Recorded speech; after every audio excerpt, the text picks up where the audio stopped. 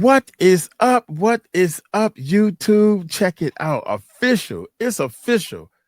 Justin Bieber unfollows Usher. This is on Candace. Yeah, this is crazy right here. So, without any further ado, y'all hit that subscribe button, hit that bell. Hey, let's check this bad boy out. You know how she does. I was genuinely running late. I had a lot of stuff going on at the home today with the kitties. But okay, I'm here and there's a lot to cover. Justin Bieber is continuing the purge. He has now moved to unfollow Usher, okay, his original mentor. So this is a very big story. And the reason why we should discuss this and we should not diminish what is happening, it's not celebrity drama. This is actually the fall of Babylon that we are witnessing, Hollywood Babylon, that is. Also, TikTok users have me in stitches. They are fleeing the app and joining Red Note, which is a Chinese version of TikTok and Instagram, in anticipation of the ban on their speech. And later on, I'm going to go over my viral debate with Mikhaila Peterson, because I saw you guys in the comments saying, are you going to talk about the debate with Mikhaila Peterson? Okay, we'll do it today, if that's what you want. Welcome back to Candace.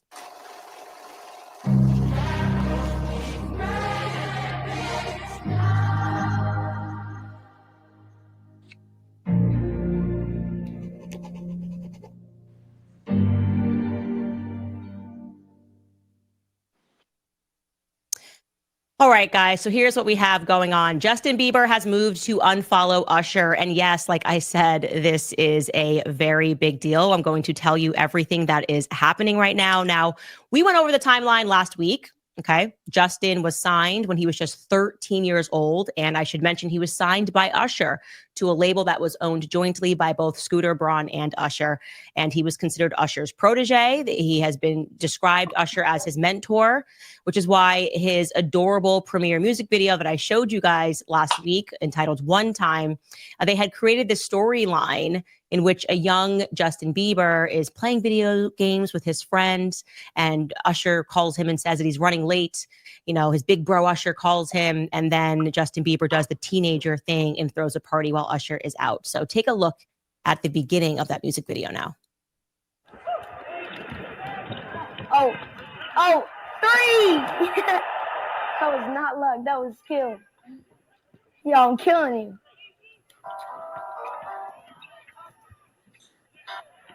Yo, Usher.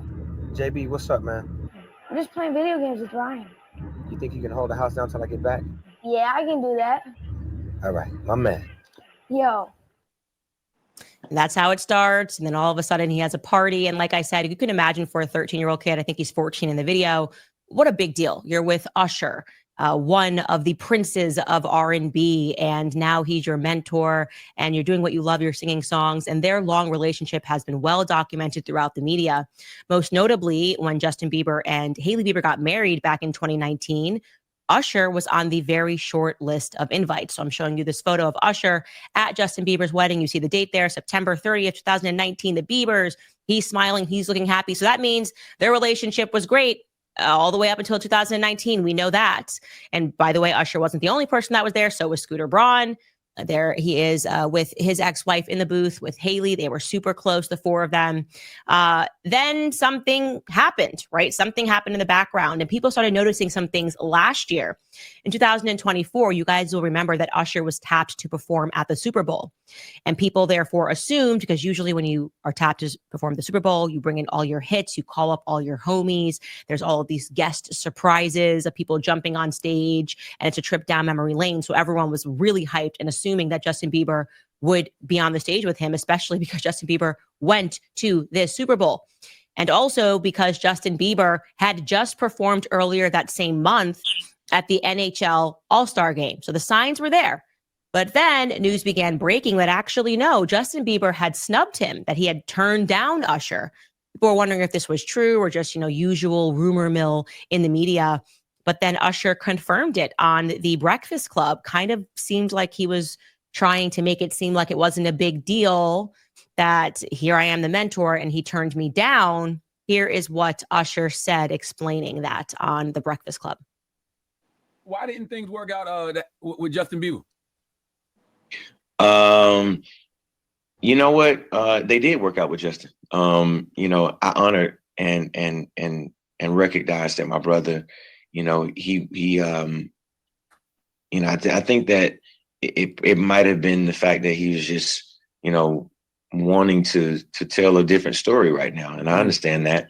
But we did have a brief conversation, and you know, we're gonna do something else in the future, but there's no love lost or anything like that. Seems like he's struggling to find words there, doesn't it? He's saying, I think. It seemed like he's struggling to find words. That's what it seemed like to me. She took the words right out of my mouth. I'm like, yeah, you got to sugarcoat it. It's almost like I got to answer the question, but all you got to do is just concentrate on the opposite of what I'm really meaning. Yeah. I think that maybe he's just trying to write a different story. What does that mean? I think that you've been his mentor for decades. Shouldn't you know that? Almost decades, right? Shouldn't you know the reason why he didn't want to perform with you? Saying that he's trying to write a different story. What does that mean? Clearly, Justin Bieber was already pulling back is what it means. And it's interesting now to speak about Usher Raymond by himself. Who exactly is Usher Raymond? What was his story? Well, I'll tell you, it isn't unlike Justin Bieber's story in the manner in which he too was initiated into the Hollywood industry. Usher Raymond was signed by L.A. Reid, none other than L.A. Reid, when he was just 13 years old. Kind of oddly, the story goes that Bobby Brown's bodyguard, a guy named AJ Alexander, discovered Usher at an audition in Atlanta and then started just bringing him around, just everywhere, having him tag along. And then a rep from L.A. Reid's label saw him perform at Star Search. You guys maybe vaguely remember this. Have you ever seen like an old documentary of like Christina Aguilera or Britney Spears? Like all of them did Star Search at some point. It was kind of the talent show. And it was a big deal if you got on it. And after an A&R rep from L.A. Reid's label saw him, he brought him to the top boss, that being L.A. Reid. And the rest was history. Usher got signed, 13 years old. And then he first appeared in a video that was entitled Call Me Mac, a song that was written by Usher himself, which was released in 1993 as the soundtrack, one of the soundtracks rather, for the film Poetic Justice. So I'm going to show you just a little small clip of his Call Me Mac premiere video.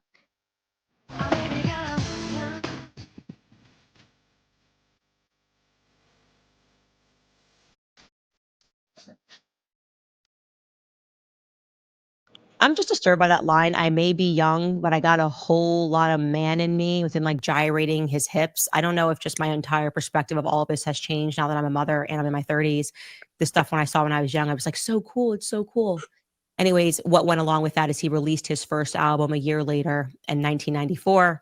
He was just 15 years old, but he really became a household name with his sophomore album, My Way. This was stuff that was blaring in my household when I was young, which was released in 1997. And listen, he just became a very big deal in the R&B world. There's no question about it. And so now we are presented with this picture of Justin Bieber unfollowing him. We can probably assume that there was some friction, which was established in 2024, which made him not want to perform with him in 2000 at the Super Bowl. And we have to ask ourselves, what was that friction about? And of course, many people, I believe, are accurately assuming that this has something to do. One element has to do with the Diddy lawsuit. A lot of revelations were made in the Diddy lawsuit. So I'm going to start this by saying allegedly. Okay, obviously, he has not yet been convicted of everything, but I knew that he was going to get arrested because after reading through this lawsuit, there were just so many pictures, way too many descriptions. He had hours of video footage proving his claims. I'm referring to the person who initially filed this, Rodney Lil Rod, a producer who went into great detail, laborious effort to basically describe almost a homosexual ring in which people were being drugged at various Diddy parties. But he describes how essentially him being a young producer, they tried to initiate him into homosexuality. And I'm going to read this directly from a lawsuit. It says, quote, Mr. Combs, that's Diddy, used access to Stevie J and his knowledge that the producer, Mr. Jones, admired Stevie J to groom and enticed Mr. Jones to engage in homosexuality. Mr. Combs went so far as to share a video of Stevie J. I am now redacting this so that we stay YouTube safe. It is a graphic video this was done to ease Mr. Jones's, again, that's the producer, anxiety concerning homosexual acts. According to Mr. Combs, quote, "This is a normal practice in the music industry. Look, even Stevie J is doing it," he said as he showed him this video. Mr. Combs informed Mr. Jones that he had engaged in sexual intercourse with rapper, redacted, R&B singer, redacted, and Stevie J. So that is Diddy saying, these are these other artists I have slept with. This is totally normal for you to do this. It's okay. Lighten up. This is going to be totally fine. Watch this footage that I have everybody else doing. This is just what we do in the industry. But then there's a footnote in the filing, right? Because the names are redacted. And in the footnote, it reads that regarding the R&B singer that Diddy allegedly slept with, he performed at the Super Bowl and had a successful Vegas residency. So this let people know that very clearly the name that was redacted had to have been Usher, because it was Usher who recently performed at the Super Bowl, and it was Usher at the time of this filing who had just had a very successful Vegas residency. And we also knew that Usher and Diddy themselves had a relationship, a long relationship. Now, why is this important? It's important because we know that Usher, when he was very young, was handed over to Diddy. He was literally handed over to Diddy to live with him for a short period of time. Don't take my word for it. You can listen to Usher in his own words discussing that time period in his life with none other than Howard Stern. Take a listen. I moved to New York City, and I lived with 𝗗𝗢𝗡𝗞𝗦 for a year. That's the crazy thing. Now, that was L.A. Reid's idea, right? We're sending you New over York to City. something called Puffy Flavor Camp There you go. to learn some... Flavor Camp. Yeah, Flavor that's what it Camp. was called. And you're going to go to Puff Daddy's. He's going In to... the 90s, do you understand what that's like? Puffy's place was like just filled with chicks and orgying like nonstop, right? No, not really. I Come mean, on. but hey, it was curious. I got a chance to see some things. Yeah, but you were 13. What were you I seeing? went there to see the lifestyle. Right. And I saw it. And it was, but I don't know if I could indulge and understand what I was even looking at. It was pretty wild. So nobody tried to, some woman didn't come along. I didn't say that. Okay.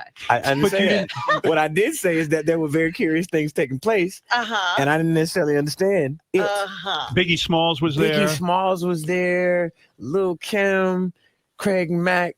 All these people are hanging around. Yeah, man. Faith Evans. And your parents Jodeci, were Mary J. okay? Blige. They didn't know nothing about this shit. Oh. I was having a good time. You know what I mean? Does he have you doing any chores? Are you doing dishes at all? I mean, to keep you humble somewhat? Or are you just like, can you stay up till 4 a.m. with them and party? I mean, I could. I actually stayed up longer than them. And do you have money? What's going on? I mean, I had like per diem. Yeah. I had like, What like a limit. life. Yeah, it's pretty crazy. 14 years old. You're a dad now. Would you ever send your kid to Puffy camp? Hell no. See? The answer at the end. You're a dad now. Would you ever send him to Puffy camp? No. Of course I would not do that. The things that you witnessed, you staying up until 4 a.m. at these Diddy parties. And they're laughing. I love that. It makes it's even more special because it's Howard Stern that's contributing to this conversation. And obviously Howard Stern is completely mental about Trump, about horrible Trump is this and that. And he's laughing about Diddy parties and learning that there's a 13-year-old kid there witnessing what he describes as orgies. Like Howard Stern said, there was orgies. Were you there? Did you see this? And they're laughing at this, right? Usher certainly knew what went down at Diddy parties is the point that I'm making, okay? All of Hollywood knew what went down at Diddy parties. We could show you clip after clip after clip of them all mocking and laughing about everything that happened at Diddy's place.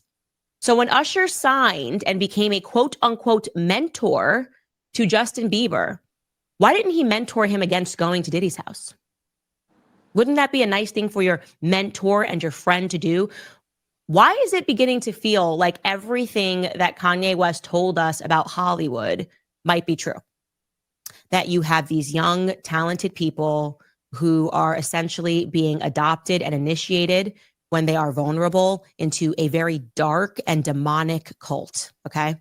Why is it beginning to feel like once they age and they're a part of it, they then find someone young and they get them initiated into it? They find the talent and they initiate them into this sort of a cult. Now, I will admit, as a friend of Ye, that I thought he was completely paranoid and crazy when he kept telling me that everyone around him was an op. He used to say, this person's an op, this person's an op, this person's an op. Like, like as if he was accusing them all of being feds. He even went at one point questioned me. When I was asking him questions and everything was coming down, he's like, "Are you an op?" I'm like, "What are you talking about? I don't know anybody in Hollywood. Obviously, I'm not an op." And I thought these were just, again, paranoid delusions. Now I have a very different perspective on this. I have an understanding of what Kanye went through to get out, right? To basically sell everything, give his designs, end his marriage. Because when you leave a cult, of course, it's not easy. They try to destroy you. They try to Sigmund Freud you. They try to gaslight you. They try to call you crazy, express concern, fake friends, even put pressure on your family. "Oh man, you just need some rest. You're just going crazy. Hey, you know what? I'm your friend. I've always been your friend. We don't want this to happen to you." And then when you say, "No, I'm done with this," then come all of the headlines. Then come the headlines about Hailey Bieber spending all of Justin's money. Why did he sell his catalog? Is he going to go broke? Friends are concerned. They're concerned because he's unfollowing people. "Oh my God, he must be having a mental breakdown." Look, guys, it is clear that Justin Bieber wants out. He probably can't even speak out because of incredibly complicated contracts. You know who also warned about that? A certain Mr. Kanye West. Take a listen. We can't just say, "Oh, it's okay for people to like super complicate deals and to collude on deals and to not look at us as human beings, as artists and athletes and actors," that we have to be willing to like stand up for that to be able to change something. And we need to come together as a society to be the first civilization that actually became civil. But despite these super complicated contracts, people not being able to speak out, people being fearful, people being threatened, people being told and gaslit in the media when they're just saying something, trying to say that something bad happened to me, that I am being treated badly. Despite this, we are seeing that people are brave and people are learning ways to work around them. Young artists are somehow working around these super complicated deals. I mean, saying a lot with something as simple as an unfollow.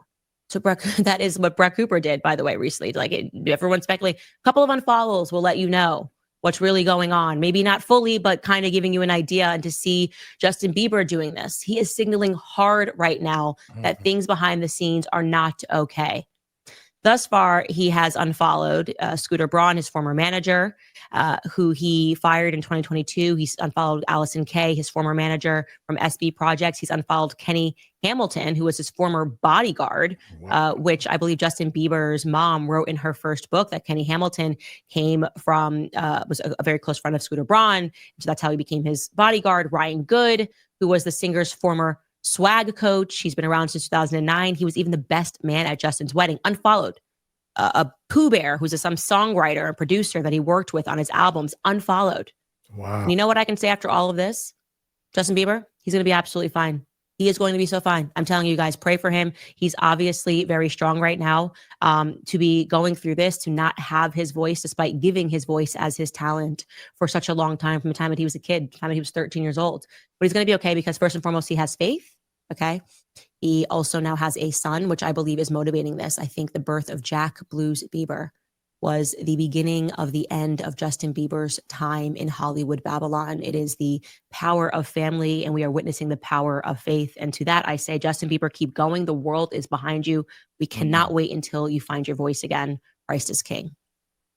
All right, guys, going to throw it to preborn. You guys know January is considered Sanctity of Life Month. It's a time that we honor the over 66 million babies whose lives have been tragically ended through abortion.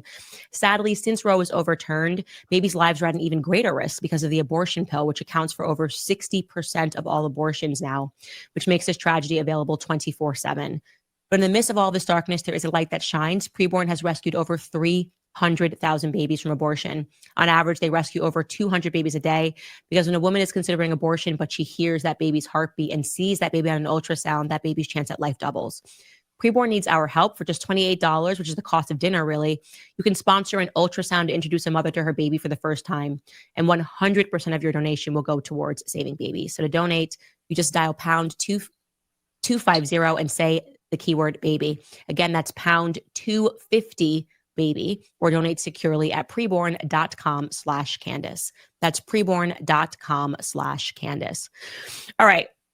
I'm a Gen Z stan, I think. I got to say it. I love Gen Z right now. They're just feisty. They're very feisty right now. And to see the way they are reacting to people trying to censor their speech. This is incredible. This is amazing. And you're going to have to park aside your feelings about China. Obviously, I agree with the fact that China is a threat, but I also kind of think America and our deep state and the CIA is the bigger threat. The homeland threat seems a little bit bigger, the domestic threat, than the foreign threat at this moment. Okay, so what am I speaking about?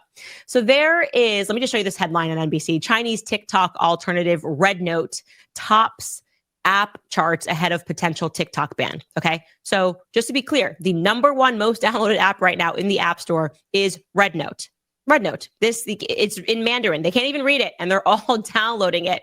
So I'm going to give you the backstory of the TikTok ban. Initially, when Trump got into office, he essentially was very tough on China. And in 2020, he said, we've got to do something about China. They're stealing all of our data. You know, he was doing the America first. We're also going to be tough on tariffs, et cetera, et cetera. And in August of 2020, he tried to ban TikTok via executive order. It didn't work. There was tons of resistance, people saying that it would be a violation of free speech. This can't happen, blah, blah, blah, blah. Then, of course, October 7th happened, and TikTok was incredibly pro-Palestine, okay, to the point that they began censoring the word Palestine, and the ADL, the Anti-Defamation League, which is really just the Anti-Free Speech League, and the Smear and the Slander League, decided that they needed to now step in. Forget you thinking your president has power. We, the ADL, our lobby, AIPAC, we're going to get this done now because we don't like that Gen Z is anti-Israel. They're not allowed to have those thoughts. So incredibly, if you don't remember this, Jonathan Greenblatt, who is the head of the ADL, got caught on audio discussing how Gen Z was problematic and they needed to do something immediately. So this is in March of last year. Listen to what he says. But I also want to point out that we have a major generational problem. All the polling I've seen, ADL's polling, ICC's polling, independent polling, suggests this is not a left-right gap, folks. The issue in the United States of support for Israel is not left and right. It is young and old. And the numbers of young people who think that Hamas's, massacre was justified is shockingly and terrifyingly high. And so we really have a TikTok problem, a Gen Z problem, that our community needs to put the same brains that gave us 𝗟𝗏𝗡𝗞𝗦, the same brains that gave us all these other amazing innovations, need to put our energy toward this, like, fast. Because again, like we've been chasing this left-right divide, it's the wrong game. And he's not lying. It was very clear. I think something like 90% of the posts were pro-Palestinian, and it was because they were able to see videos for the first time. It's the first generation that can actually see videos, not just read about it in the New York Times or read about it in the Guardian. They are actually able to see what is happening in Gaza, and they firmly decided that we are not going to support this. And so the ADL got involved.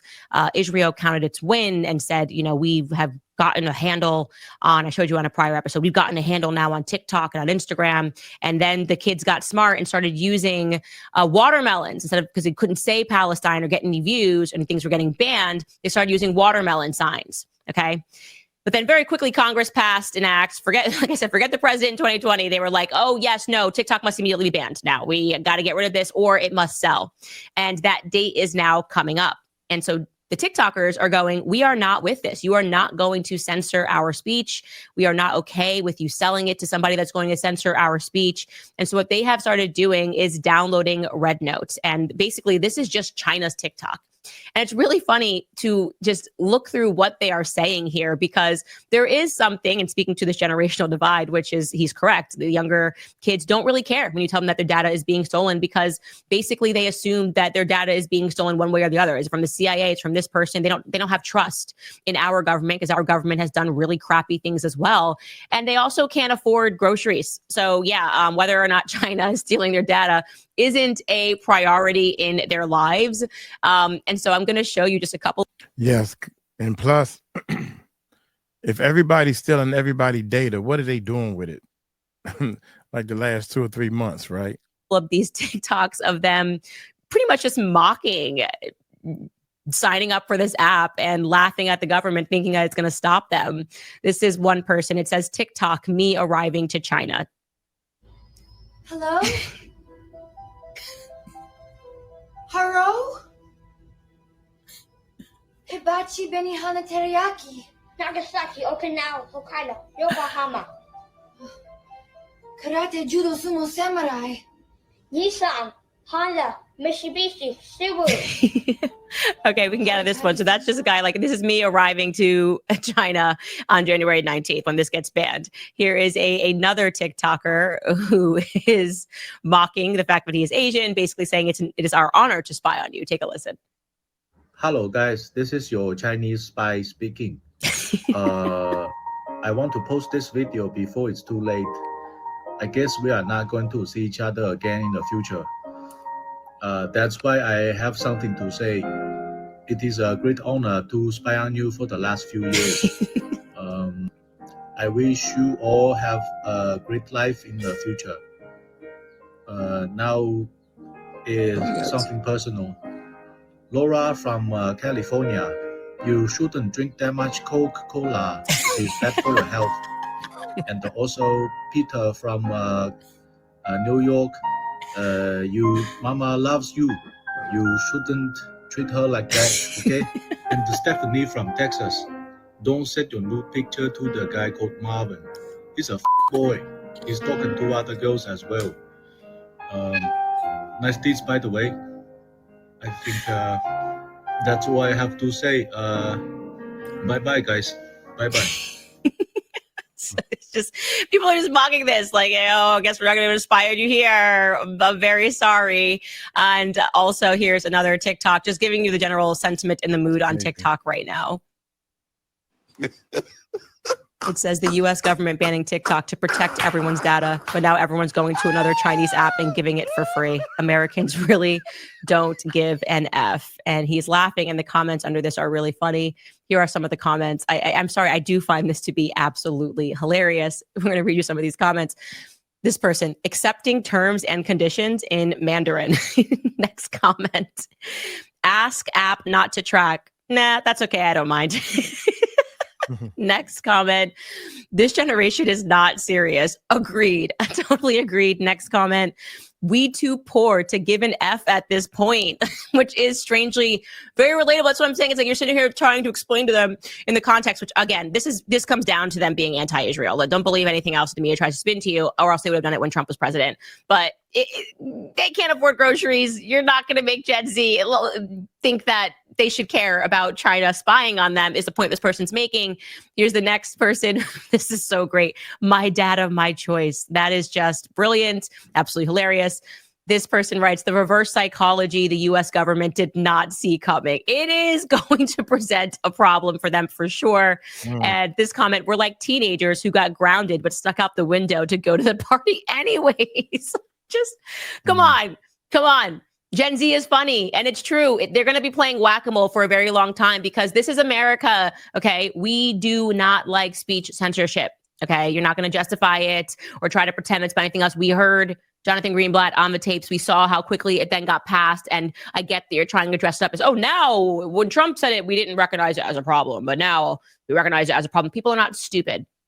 Okay, they want to enjoy TikToks of people speaking about various issues, people gardening, whatever it is that helps them ease their minds off of the fact that everything seems to be falling apart around them. So I'm with you, Gen Z.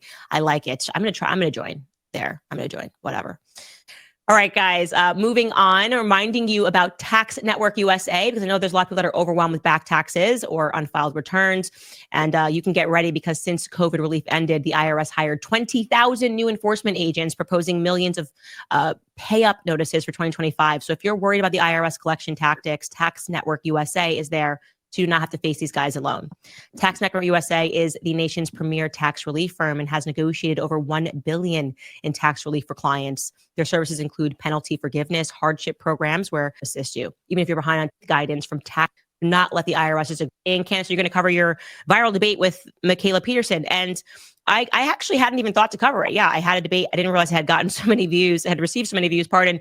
And it was partially because, I don't know, I had like Emmanuel Macron and Brigitte breathing down my neck. So I had bigger fish to fry. But just to give you guys, if you have not seen it on Piers Morgan's YouTube channel, you can pivot over and you can watch it. The reviews are very favorable. So I appreciate all of you guys watching it. And to give you the backstory of why we were debating at all, again, this is from January 10th. It was pretty much a spillover from a little Twitter tiff we had. It wasn't exactly a tiff, but like, girls, a little catty around a little bit. And it was regarding the H-1B1 visas. Mikhaila tweeted something that I was not happy about. She had tweeted this about the visas, of people saying that we needed to put a limit and completely get rid of this program because it's been corrupted. She wrote, "Why did the woke right pretend that it was illegal immigration that they were against when it turned out it was immigration in general? At least be honest about it. If there's assimilation into the culture and legal immigration, what is the problem other than skin color?" And she went on to say that the issue was that people didn't want brown people. She actually wrote brown people in the country. And I took issue to that because I just find it offensive. I found it offensive that somebody who's not even a US citizen, who is here on a visa, would accuse Americans of being racist rather than listening to Americans as to why this program and how this program has impacted their lives. So we have a debate, and I will show you what Mikhaila had to say on the topic on Piers Morgan. Take a listen. So I don't know, Candace, if you're seeing what I'm seeing on X, but when I saw the H-1B debate going around, mostly what I saw was racism against Indians specifically. And I'm not saying there isn't a problem with the visa issue in the States in general. Getting top talent here is very difficult. Like, I had a very difficult time getting in, and I'm married to an American, and it was long and annoying, and they don't have a proper way to test people. So there's plenty of flaws to talk about. But I think right before the inauguration, having conservatives argue like amongst ourselves about an H-1B visa issue when we have an open border is silly, especially when it does kind of dredge up what I called the woke right on X. And I know you've scoffed at the term the woke right, but it encompasses these people that are focused on anti-Semitism, Jews, and they're pro-America, but their idea of America is this white America, similar to, I guess, what everyone's been arguing about for the last 200 years whenever anybody new comes into the country. And I do think it has to do with race. And I think you can see that from comments on Twitter. So I essentially answered her back and said that one of the ways in which I hate that people debate is, rather than debating what you are saying, they basically look for a commenter on Twitter, an anonymous account that says something racist, and they go, see, everyone who has this perspective is racist. This is like the Seth Dillon way of arguing on X, where he just like will find a random Groyper account and he's like, well, look, these people don't like Jews, and so that means that if you don't think Palestinians should be bombed, you don't like Jews. Like, okay, guys, can we argue as people? It's the internet. Welcome to the internet. People say racist things every second of every day. And I said that to her. I said, since the moment I made my account, somebody has dropped the N-word on me online, left and right. Okay, it's just a part of the territory. We have to have a thicker skin, and we have to accept that like random internet trolls is not real life, and that the substance of this debate was definitely not over the fact that people were fearful of having brown people in the country. I said to her, I am brown as well. So, and obviously I don't have an issue with Vivek Ramaswamy because I stumped for him when he was running. I went up to Iowa and got on the ground with him because I think he's remarkably talented. I just think him and Elon have it wrong on H-1B1 visas. And so we had that dialogue, and it was a respectful dialogue. And then the conversation completely turned because she brought up her father. And I think people found this to be very interesting. And I'm very curious to see what you guys thought about it. Essentially, I'll just give you the background here. So Mikhaila, it was very obvious that she had some bad feelings towards me because I had covered her father on one episode of this podcast because he was trolling. He was trending because of some tweets that he had written, which seemed out of character for Jordan Peterson. Okay, I did not create this trend. I did not contribute to this trend, but I wanted to cover this because this is Dr. Jordan Peterson. And truly, I would say in 2018, there had never been a person that had so much influence in American politics. That I have never seen someone get bigger than Dr. Jordan Peterson was in 2018 across the world. By the way, I shouldn't say American politics, across the world. This guy was selling out stadiums from here to like Korea, based off of his book. I can't remember how many rules are. I think 7. There might be 9. Don't take my word for it. I'm blanking on it. I'm pregnant. Leave me alone. Anyways, the point is that something seemed to have changed post October 7th, and people weren't able to pick up what it was because first, you'll remember on October 7th, he tweeted like bomb all of them. We're going to get to those tweets, but these were some of the tweets that created the trend. Okay. Here's one Jordan Peterson tweet. Hey, and it's also written in sonnet form. Hey, new Nazi troll rats anonymously trumpeting your anti-Semitism doesn't rescue you from your mother's basement or from the demon of resentment or make you attractive to the women who take one look at you and shudder, and rightly bloody so. You are despicable bottom rung cowards using 𝗗𝗓𝗡𝗔𝗧𝗜𝗢𝗡, Hamas as camouflage for your detestable cluster B psychopathy, narcissism, Machiavellianism, and of course, sadism. I've got your number, you pathetic tantrum toddlers. You don't even have the courage of genuine bullies. You Cheeto dust. I didn't expect that. You Cheeto dust covered, sweat stained white t-shirt. This is actually very funny. I'm sorry, I didn't pre-read this, and I'm rereading it again and forgetting, but it was funny. Okay, it's out of character for Jordan Peterson, is what I'm saying here. Here's another one. He got into a spat with one of these people that presumably he was tweeting about, and he referred to Nick Fuentes as a rat. You, Nick Fuentes, really are a psychopathic rat. Okay, you could say, by the way, this is opinion. Like, this doesn't bother me on X. There's so much, like I said, worse stuff on X that people say to me all the time. It's not a big deal, but he said this. It was just out of character for a doctor who preaches calm in chaotic environments. And here's another tweet, by the way, pulling it out of the Gaza debate. It was happening quite often. This was, I think, to a reporter. Here it is. Tell them to go F themselves. Tell them to go F themselves. Tell them to go F themselves. Tell them to go F themselves. Repeat until paragraph length or lose science along with it. There's another one of the tweets. F you, seriously, never, never again, you bloody pathetic fear-mongering pharma fascist sills. The faster you disappear at CNN, the better. So that's just tweeted at CNN. By the way, I don't disagree with the sentiment. I don't like CNN, but I also wouldn't tweet at them like this. And I especially wouldn't tweet at them like this when, again, your brand is calm. So a trend had been established. I did a video speaking about this and speaking about how a lot of people who followed him, and this is just a reality. A lot of people who followed him and hung on his every word kind of fell away from that. And he definitely, definitively, objectively is not as big today as he was in 2018. That's fine. Time changes, people change, season changes, conflicts change. But you can understand that Mikhaila took personal offense because as a part of that piece, I spoke about how people began to wonder about him. Like, if the trust, I guess, if you want to say, the public trust was sort of fractured a bit when we learned that he had suffered with addiction. I said this on my previous show. And when he came back, it didn't seem like he had fully owned that. And she took great offense to this, as you would imagine, because she's his daughter. So it's silly to expect her to be objective on the matter when it's her daughter. When it's his daughter, I would not be objective if somebody was speaking about my father, my husband, my son, whatever it is. So I grant her that.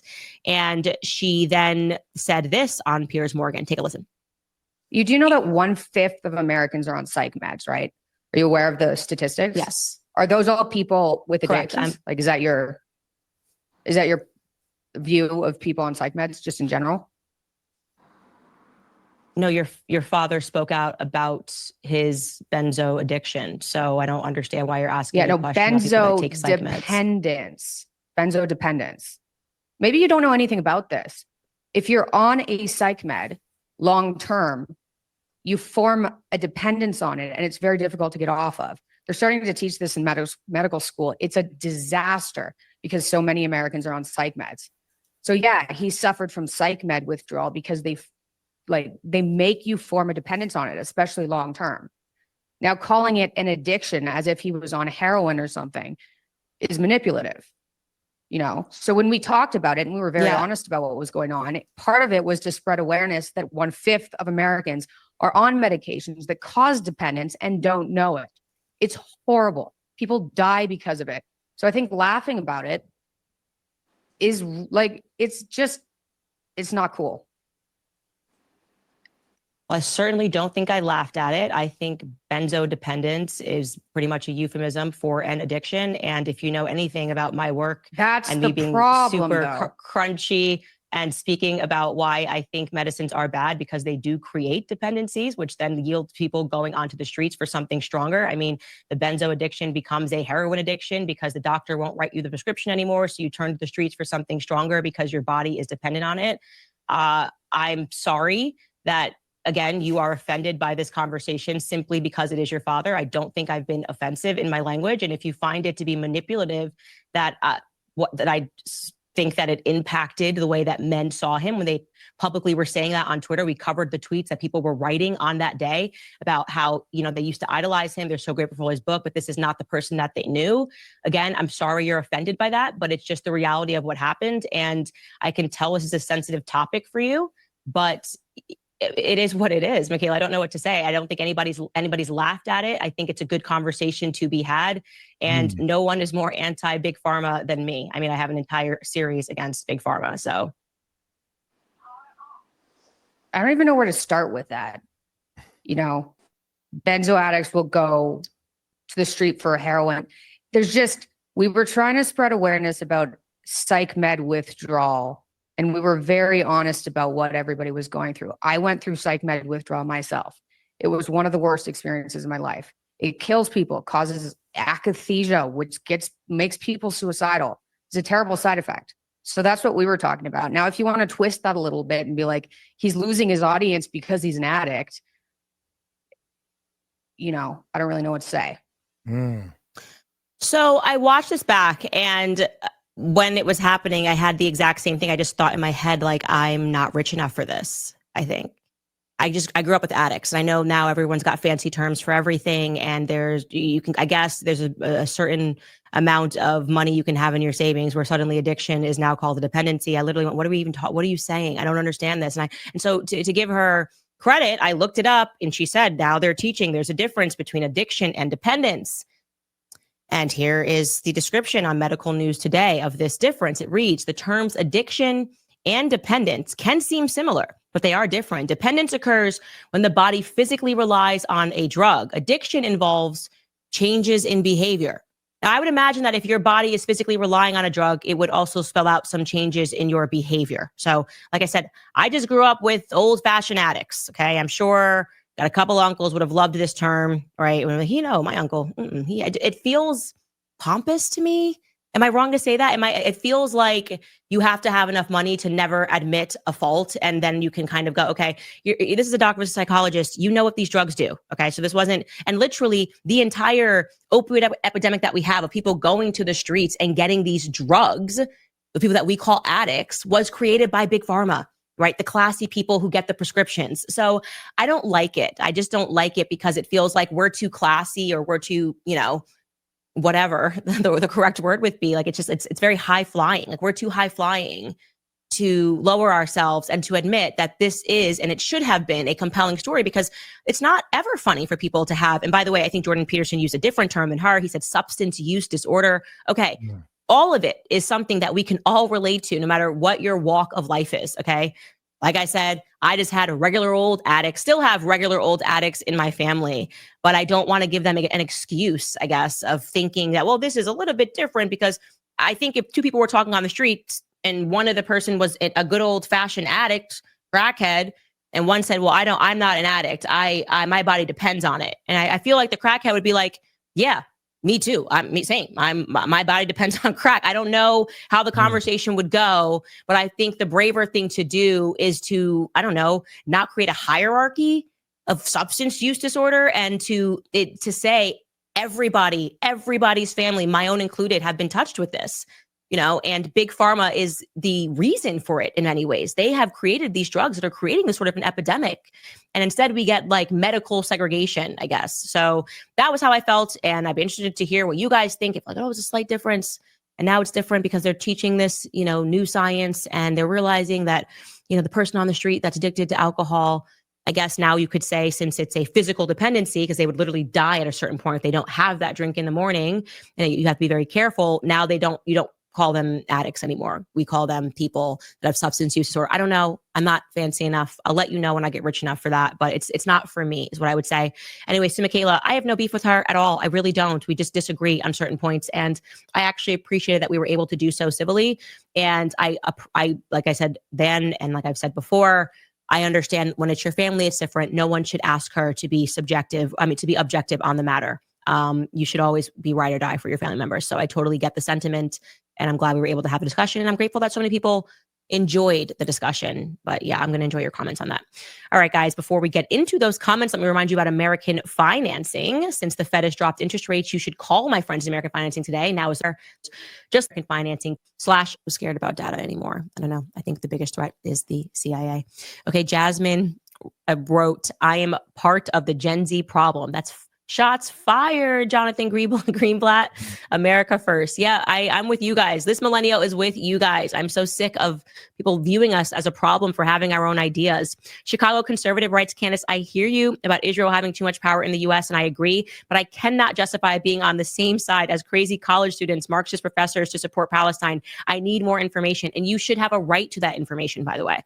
That is the point. The conflation and pretending that every single person who has an issue with like 18,000 kids being bombed and what we're seeing on our X page supports Hamas or agrees that people should have been murdered, other innocent people should have been murdered on the other side of that border in Israel is a nonsense. It's so dishonest. The rhetoric is so dishonest. And you see the same stuff, by the way, during BLM. Like you always try to find the one white person in the MAGA crowd who's saying something racist, and they're like, look, all of MAGA are racist. Well, all you have to do is find one person and train your camera on that and go, this is what these people believe. And of course, that's not what MAGA believes. That's not at all what MAGA believes. Like, look, they're marching. The white supremacists are marching. These are Trump supporters. They are doing the same thing with the Hamas storyline, training the cameras on the one person who's like, yeah, murder, all Jews should die. Of course, no one, the majority of rational human beings do not support that. That's an atrocious ideology. And they go, oh, every person who has an issue with all of the Palestinians dying believes is a Hamas supporter. You just can't do that. It's not genuine. It's not authentic. And in fact, it's disingenuous. And I think people are catching up to that. Sarah writes, I think she's just quoting me. Thank you, Mikhaila. That was epic. Alaska Dog Lady writes, I'm the mom of 2 Gen Z kids. I took them berry picking and the berries weren't good. My daughter said, I bet the government killed them, so we have to buy their poison berries. They are based. Yes, so funny. I was just having a conversation with a girlfriend and she was talking about how we were talking about mandarin and oranges and they taste like water now, and every fruit just doesn't taste the same anymore. This is essentially Farmageddon spraying stuff. Everything's poisonous. I just got back from Switzerland and the food was delicious. So yes, you are not, it's not real or imagined, and your daughter is in fact based. I bet she downloaded Red Note. It's Archie writes, at this point, I feel like I've grown into a person that's not even a conspiracy theorist. I feel like I'm a, quote, things aren't adding up, and it's super noticeablest. Same. And this person writes, I truly think Justin Bieber is the informant on the whole Diddy situation. I could not agree more with you. I think he's probably not even allowed to speak. He's not allowed to speak about anything. I would imagine, hopefully he does. I hope he finds his voice. And he's already shown that he's willing to walk away from money. Sold his entire catalog. That's the first step. Kanye did the same thing. He said, take it, take the Adidas, take everything. I want out. I want out. He's been taking the media blows. And listen, nobody really does it quite like Kanye, nor should they, nor am I advising that they do. Kanye will literally burn a pile of cash to make a point. But, you know, there are lessons in all of it. And I really do think that it's bravery. We are seeing a lot of bravery. And like I said, we are witnessing the fall of Hollywood Babylon, and that's a good thing. All right, you guys, if you would like to support this show, you know where I'm going to tell you to head to locals. We are independent. We are demonetized. Too much truth to be handled. You can head to candace.locals.com and give whatever you can monthly to support the show. We deeply appreciate it. It makes it so that we don't have to worry so much about how we are going to fund the show when this happens. And other than that, guys, we will see you tomorrow. Hey. Candace, that is crazy, man. Everybody do their best to actually pray for the Justin Bieber. Justin Bieber is waking up little by little. Justin Bieber is actually unfollowing some of the bad guys in his mind, allegedly, I guess. You know, so we're going to get on up out of here. We're doing our live stream and everything. We got a lot of things to talk about. So y'all take it light, take it slow. Tell them Uncle Mike told you so. Peace out.